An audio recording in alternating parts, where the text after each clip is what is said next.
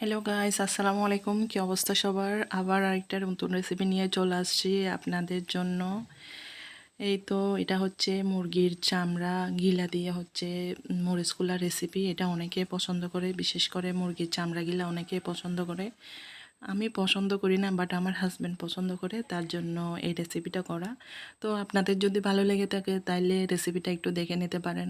চলুন তাইলে শুরু করে নিই কীভাবে আমি রেসিপিটা করলাম। তার জন্য হচ্ছে এখানে আমি পরিমাণ মতো তেল দিয়ে দিছি। এরপরে হচ্ছে এখানে আদা ছোটো চামচে 1 চামচ, তারপর রসুন দিয়ে দিছি ছোটো চামচে 1 চামচ, এরপর হচ্ছে 2টা ফুলা পাতা দিয়ে দিছি। এরপরে হচ্ছে আমি এখানে 2টা পেঁয়াজ ব্লেন্ড করে নিছি। দেওয়ার পরে সবগুলা দিয়ে নিছি। ভালো করে একটু নেড়ে চেড়ে কষাই নেব, একটু ব্রাউন কালার করে নেব যাতে পেঁয়াজ রসুনের গন্ধটা চলে যায়। দেন এরপরে হচ্ছে এদিকে আমার শাশুড়ি আম্মা আমার জন্য চামগুলো একদম পরিষ্কার করে কুটে বেছে ছোটো ছোটো করে রেখেছে গিলা শুদ্ধ, এগুলো আমি দিয়ে দিছি। দিয়ে দেওয়ার পরে এগুলো একটু আমি তেলের মধ্যে ভালো করে একটু কষাই নেব।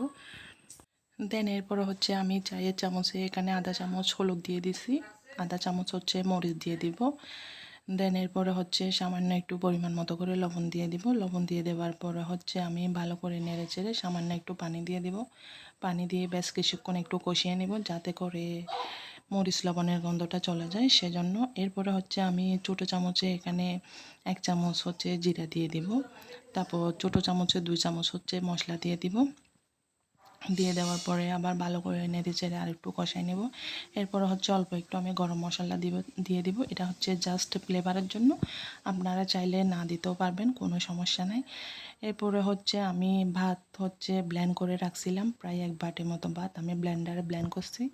আমি ভাতগুলো সেখানে দিয়ে দিব।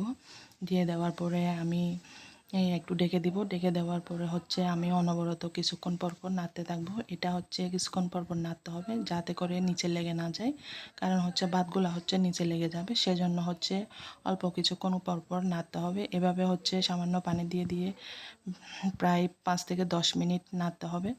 এরপরে হচ্ছে আমি 2টা এখানে এলাচ দিয়ে দিব। দিয়ে দেওয়ার পরে হচ্ছে সামান্য একটু তরল দুধ মেরে আমি দিয়ে দিছি, এটা হচ্ছে কালারের জন্য। আপনারা চাইলে এটা না দিতে পারবেন, সমস্যা নেই। এটা আমি এমনিতে দিছিলাম কারণ হচ্ছে কালারটা একটু সুন্দর আসার জন্য।